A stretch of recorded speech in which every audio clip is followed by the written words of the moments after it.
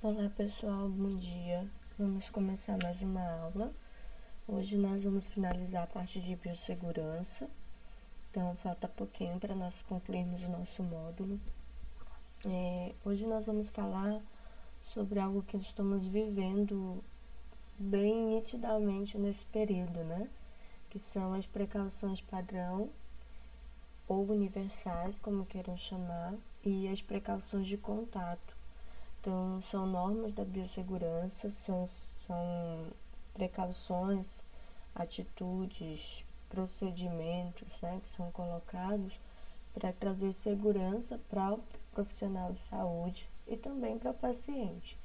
Então, são partes de normas da biossegurança que consistem em atitudes que devem ser tomadas por todo trabalhador de saúde frente a qualquer paciente, independente desse paciente ter visivelmente doenças para ser transmitidas ou não. Então, adotar essas precauções, elas são essenciais para conseguir reduzir os riscos de transmissão de agentes infecciosos.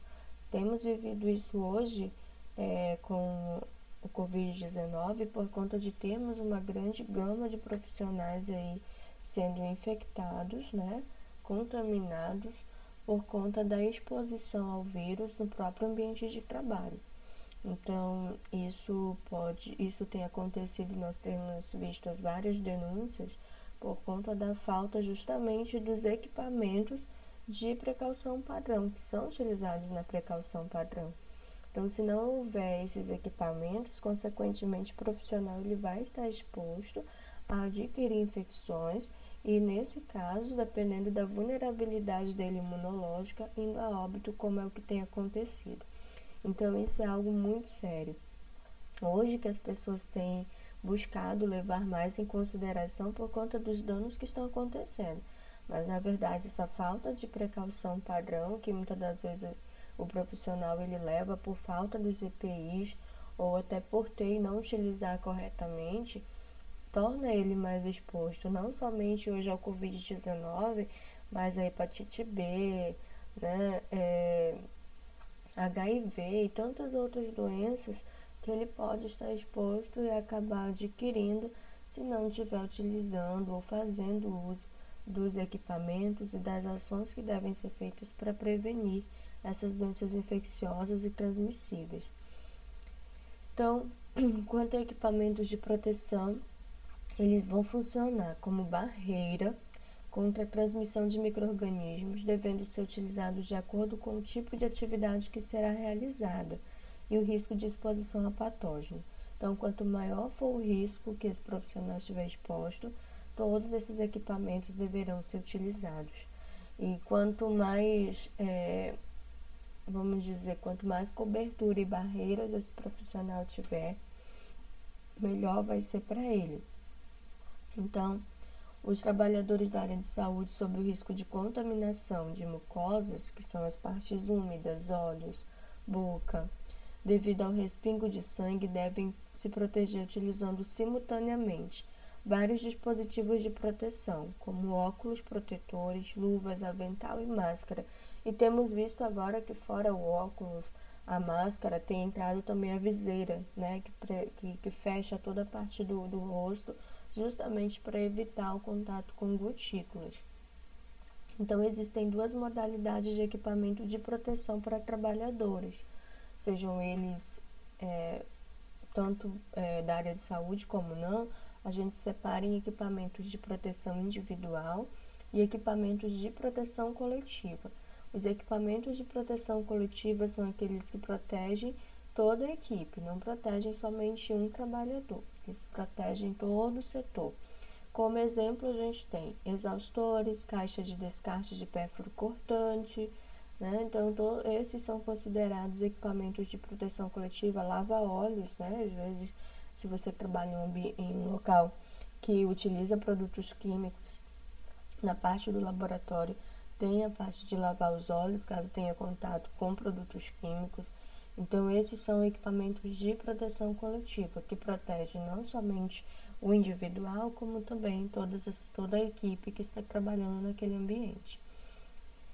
Então, aquele que confere proteção individual, nesta situação a proteção específica para determinado indivíduo, que aí são considerados os EPIs. Luvas, máscaras, óculos de proteção, aventais, gorros, que é a touca, propés, né, que são aqueles que protegem os pés, botas e sapatos. E também entra hoje aqui a viseira, né, como uma forma de proteção maior contra as gotículas de saliva, porque às vezes a pessoa ela está usando óculos, ela está usando a máscara e mesmo assim, às vezes respingos de gotículas podem ficar na pele, não que a pele vai aderir, mas às vezes vai lá, toca na testa, toca em algum lugar e acaba levando para as mucosas, o que vai facilitar a infecção. Então, hoje muitos profissionais têm adotado não somente quem pode, né, tem condições, tem disponível, utiliza não somente óculos, como também as viseiras, como uma forma de proteção. Uso de luvas. Deve-se observar os seguintes cuidados. Utilizar sempre que for antecipado o contato com sangue e líquidos corporais, secreções e excreções, membranas mucosas, pele lesada, artigos ou superfícies sujos com material biológico. Então, toda vez que eu for ter contato com uma pele que não está íntegra, né, que está lesionada, uma ferida, né, que eu for ter contato com a mucosa do paciente, eu vou precisar fazer uso de luvas, tá? Luvas de procedimento, não necessariamente a luva estéreo. A luva estéreo é para alguns procedimentos específicos. Usar devidamente ajustada. Essa luva não pode ser maior do que a sua mão ou menor. Se for maior, corre risco de deslizar, não proteger, até mesmo dificultar sua destreza na realização dos procedimentos, sem contar que, se for muito apertada, pode acabar dificultando a sua circulação e se o seu procedimento for demorar um período de tempo, vai lhe causar dor, né? Então, é importante que a luva ela seja ajustada ao tamanho da sua mão. Quanto à norma de biossegurança, não é correto utilizar uma luva nem muito grande nem muito pequena. Trocar as luvas entre procedimentos no mesmo paciente se houver contato com material infectado. Um exemplo que eu posso dar para vocês em relação a isso é no banho no leito, né? Vocês irão para a parte de fundamentos e perceberão que a gente faz a higiene no leito do paciente, o banho no leito dele, e quando chega para fazer a higiene íntima do paciente, nós fazemos a troca de luva. Nós não utilizamos a mesma luva que nós passamos pelo corpo, até por conta de que isso pode levar a infecções da superfície do corpo, né, de outras partes do corpo para a parte íntima. Então, às vezes, existem situações que no mesmo paciente eu tenho que trocar de luva 2 vezes. Acontece também em casos de curativo. Às vezes o curativo ele é estéril, mas quando eu vou retirar o curativo anterior, eu utilizo a luva de procedimento e posteriormente eu calço a luva estéril para realizar o curativo, porque eu não vou ter contato com secreções, resíduos daquele curativo sem luva. Então, às vezes em um mesmo paciente eu preciso fazer essa troca de luva, preciso utilizar 2 luvas, é importante eu estar atento a isso, tanto para eu não levar contaminação para o paciente, para eu não correr o risco também de me contaminar como profissional. Desprezar as luvas imediatamente após o uso, tá? Então, tem pessoas que gostam de ficar andando e tocando em vários pacientes só porque ele está de luva, ele está protegendo ele mesmo. Portanto, ele está ocasionando uma infecção cruzada entre pacientes. Então, terminou de fazer o procedimento no paciente, despreza a luva e lava as mãos. Uso de avental. Então, o avental ele é um outro equipamento de proteção individual extremamente importante. Ele é utilizado como barreira física quando existe possibilidade de contaminação às roupas ou à pele de profissionais de saúde com material biológico. Hoje também tem sido essencial. Então, o avental ele não é para substituir o jaleco, tá? Então, esse avental ele é um avental descartável. Ele não é para substituir o jaleco. Ele é para ser utilizado quando eu vou entrar em contato com fluidos corporais que possam respingar, né, que possam refletir na parte da roupa, dos braços. Então, para até resguardar a roupa que eu cheguei, a roupa privativa que eu estou utilizando, o jaleco que eu estou utilizando, é importante utilizar o descartável. E aí, esse descartável, ele também deve ser ajustado, amarrado, todo certinho, né, para cobrir sua parte da frente do corpo. Ele tem como prender por trás, na costa, então ele é para ser utilizado corretamente. Deve ser de manga longa, se não for de manga longa, não tem muita serventia, porque justamente é para proteger a parte do braço, a parte do corpo. Então, se ele não tem essas qualidades, né, essas características, então é importante que ele também entender que ele só vai proteger essa parte do corpo e as gotículas podem ser respingadas pelo membro superior. Desprezar o avental de proteção de contato imediatamente após o uso e antes de sair do quarto, né, ou da enfermaria que o paciente se encontra. Então, utilizou o avental, não é para ficar andando com ele pelo hospital, porque lá devem ter resíduos, gotículas de saliva. Então, saiu daquela enfermaria, saiu daquele leito, fez o procedimento do paciente, esses aventais eles são descartáveis. Existem aventais parecidos com esses que não são descartáveis, mas os descartáveis eles podem ser desprezados, tá? Outro equipamento de proteção individual é o uso de máscara cirúrgica, né? As máscaras comuns. Então, quanto às máscaras, a gente tem que observar os seguintes cuidados. Estou achando até legal agora, porque tem muitos vídeos mostrando como utilizar a máscara corretamente. E o que a gente notava, e mesmo com toda a divulgação na mídia, a gente ainda nota muita gente fazendo uso da máscara errado, tocando na máscara errado, né? Mas achei bem legal, ensinando como as pessoas elas devem manusear suas máscaras. Então, isso vale não somente para aquelas pessoas, eu não estou falando aqui para pessoas leigas, né, para pessoas que não serão profissionais de saúde. Por incrível que pareça, você nota os próprios profissionais de saúde, às vezes, fazendo uso errado de máscaras, né? Então, é importante a gente ter esse cuidado em relação ao manuseio correto dos equipamentos, a remoção correta dos equipamentos de proteção individual. Então, é uma barreira de uso individual que cobre o nariz e a boca, cobre nariz e boca, não cobre somente o nariz e não cobre somente a boca, é para cobrir as duas partes, com o objetivo de proteger o trabalhador de saúde de infecções por inalação de gotículas transmitidas a curta distância e pela projeção de sangue ou outros fluidos corporais que possam atingir suas vias respiratórias. Então, impede que tenha contato com gotículas de saliva das vias aéreas superiores.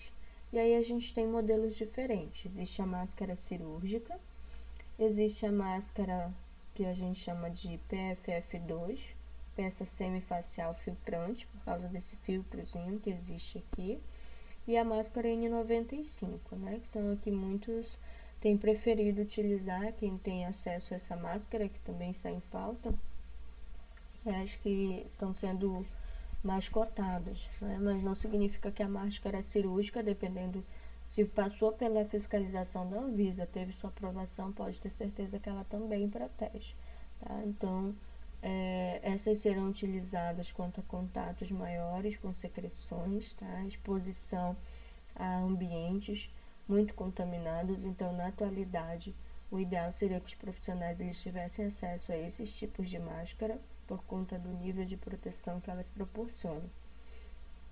Uso de óculos de proteção. Observar os seguintes cuidados.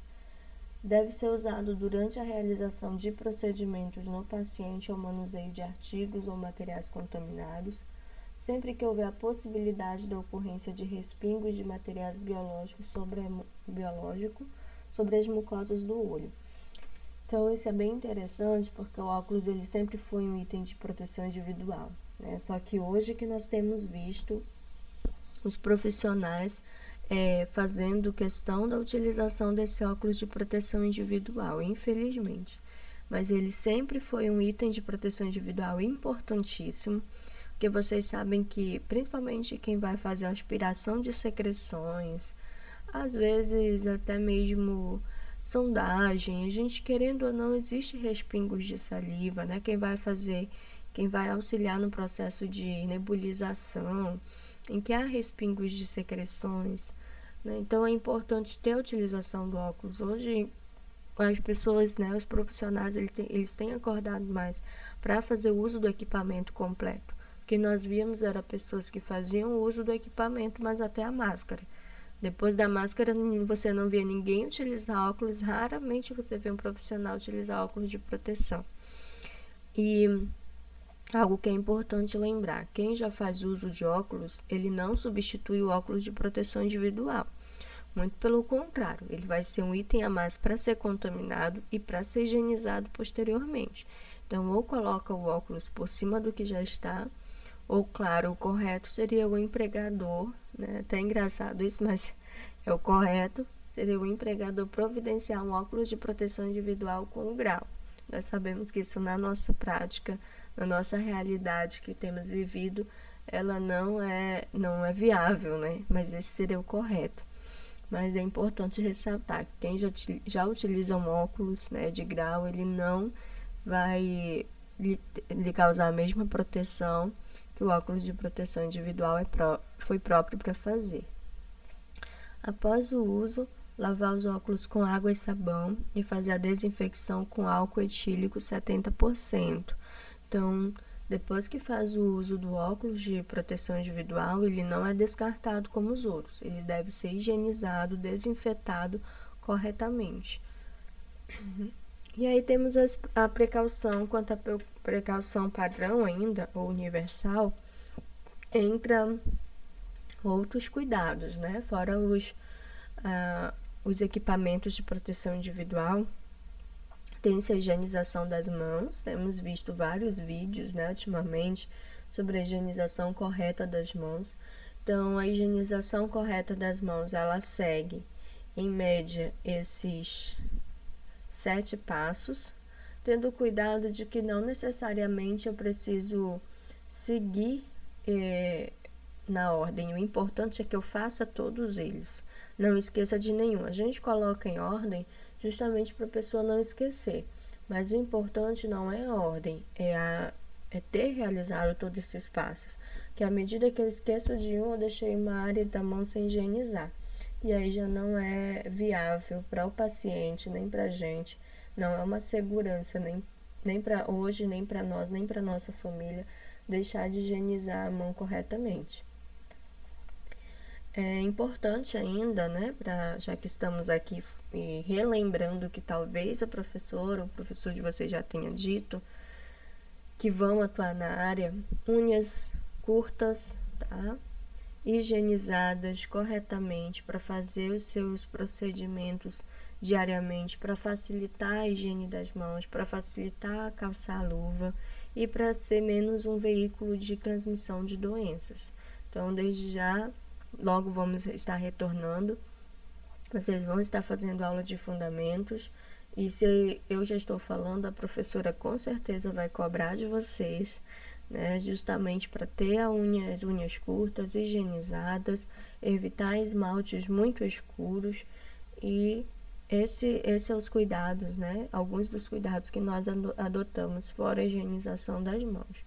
Então, tenhamos bastante cuidado para não sermos um veículo de transmissão de infecções, tanto para os pacientes quanto para as pessoas em nossa casa. Uso de luvas não estéreis, que são as chamadas luvas de procedimento. Se existir risco de contato com sangue e outros fluidos corporais, membranas, mucosas e pele não íntegra e outros itens considerados contaminados, as luvas devem ser retiradas imediatamente após o uso. A higienização das mãos após a retirada é obrigatória. Então, não é porque eu usei luva que eu não vou higienizar as minhas mãos. Tá? Então, sempre quando a gente estava na prática, né, eu gostava de mostrar para os meninos como que acontecia quando tirava as luvas. Então, às vezes, querendo ou não, mesmo na técnica correta, a pessoa acabava se contaminando ao tirar a luva. Então, o correto é a pessoa fazer a higiene, até porque Às vezes existem o pó da luva que muitas pessoas são alérgicas, resseca a pele das mãos. Então, fazer a higiene, além de ser uma forma de se proteger e proteger o cliente, também é uma forma de você prevenir até algumas alterações, ressecamento de pele por conta dessa falta de higiene. Uso de aventais limpos não estéreis, nós já vimos a questão dos aventais, os cuidados. Uso de máscara e óculos de proteção facial e protetor facial, no caso as viseiras, né? Destino adequado de materiais de pérfuro cortantes. Fazer o descarte corretamente. Deixa eu voltar lá na imagem que eu tenho da placa, da caixa. Gente, para quem não lembra, aqui a gente tem uma linha, ó. E tá escrito bem que não encher acima desta linha. Às vezes você chega num lugar que está transbordando, não é o correto. Tá? Então, a caixa de Descarpex, ela tem essa linha aqui para não ultrapassar. Então, aqui é para ser desprezado pérfuro cortantes, agulha, lâmina de bisturi, frasco de vidro, né, dos medicamentos. Não é para ser descartado gaze, algodão, esparadrapo. Não, aqui só é pérfuro cortantes. Somente esses materiais devem ser descartados nessa caixa e até a linha permitida. A imunização efetiva dos trabalhadores é realizada pela vacinação contra doenças imunopreveníveis. Então, um dos cuidados quanto à biossegurança, aos cuidados padrão, é que o trabalhador ele seja vacinado, ele tenha a sua imunização em dias. Cuidados ambientais. Zelar pelos equipamentos e materiais utilizados para cuidados ao paciente com as superfícies fixas, né, ou seja, higienizar essas superfícies fixas antes e após a realização de procedimentos, além de descarte adequado de quaisquer resíduos utilizados durante esse procedimento ou após. Outras precauções que são adotadas são as precauções de contato. As precauções de contato são as que devem ser aplicadas às doenças de transmissão, que envolvem contato direto pele a pele, através de fomites e objetos de uso comum. Também são recomendadas a pacientes com feridas apresentando drenagem excessiva, de difícil contenção devido ao risco de contaminação ambiental. Para adotar as medidas de precauções de contato, são necessários alguns itens: quarto privativo, área isolada ou corte por paciente infectado. Então, o que é que nós adotamos? De contato é evitar, né? A gente adota essas precauções de contato quando é o que nós temos adotado agora, 1 metro de distância, né? Para evitar ter o contato de contaminação, de infecção com o vírus. Então, isso é precaução de contato. Distância, quarto privativo, isolado. Quando nós não temos, que é o que tem acontecido agora, um isolamento, quartos de isolamento suficiente ou privativo para todos os pacientes contaminados com uma determinada doença, o que é que faz? O isolamento por corte. O isolamento por corte é aquele isolamento em que eu tenho vários pacientes numa enfermaria somente com aquela patologia. Então, hoje, se você chegar no 28 de agosto, se você chegar nos hospitais até que não eram hospitais de referência para receber os pacientes com Covid-19, você nota que a gente não tem mais um quarto isolado para ele. Nós temos uma sala, né, uma enfermaria, em que naquela enfermaria, aqueles leitos de enfermaria são destinados somente a pacientes com Covid. Ou seja, não é para ter pacientes com outros tipos de doenças junto com esses pacientes, por conta da facilidade de serem contaminados e infectados. Tá? Então, a gente faz essa separação por corte, porque não temos leito, né, nem quarto privativo, nem isolamento para cada um. Esse seria o ideal, mas não temos. Mesmo que não tivesse acontecendo esse nível, a gente não tem. Nós temos alguns quartos privativos e aí ou isolados para esse nível de contaminação. Quando isso não é possível, a gente vai isolar os pacientes conforme a patologia. Não, aqui eu tenho pacientes, todos esses estão com pneumonia. todos esses estão com Covid-19, vai isolando por corte. E aí é importante manter esse 1,5 metro de distância de um leito para o outro. Luvas e, claro, evitar visitas e acompanhantes nessas áreas. Luvas também faz parte das precauções de contato, como nós já vimos. Avental de manga longa. Transporte do paciente. O transporte deverá ser evitado, mas quando necessário, o material infeccioso eliminado pelo paciente deverá ser contido em curativo, se estiver eliminando por secreção. Avental ou lençol para evitar contaminação de superfície. Então, ficar transportando o paciente dentro do hospital de um setor para outro deve ser evitado ao máximo. Mas se for o caso que ele esteja fazendo uso, nesse caso, na atual situação, fazendo uso de máscara com avental para poder passar com o leito pelos outros pacientes, que senão, lembre que 2 pessoas usando máscara, o nível a probabilidade de contaminação é muito menor, né? Então, por isso que a gente tem esse cuidado em relação a transportar o paciente e agora, mesmo que ele tenha ido a óbito, dentro do ambiente hospitalar. Artigos e equipamentos deverão ser exclusivos para cada paciente, evitar, né, o compartilhamento. Isso hoje a gente não tem adotado somente para pacientes, tem adotados para individualmente também. Limpos regularmente, se apresentar sujidade, devem ser desinfectados ou esterilizados após a alta do paciente. Então, é importante que aí faz a desinfecção terminal e concorrente, né, que a gente chama. Isso é feito pela equipe de limpeza. A concorrente é feita diariamente, de equipamentos, utensílios que estão naquele ambiente onde a pessoa está internada. E a limpeza terminal ela é feita quando o paciente ele é removido daquele leito, em que se higieniza todo o leito, faz a lavagem de todo o ambiente para eliminar qualquer tipo de infecção que estivesse naquela área onde o paciente estava internado.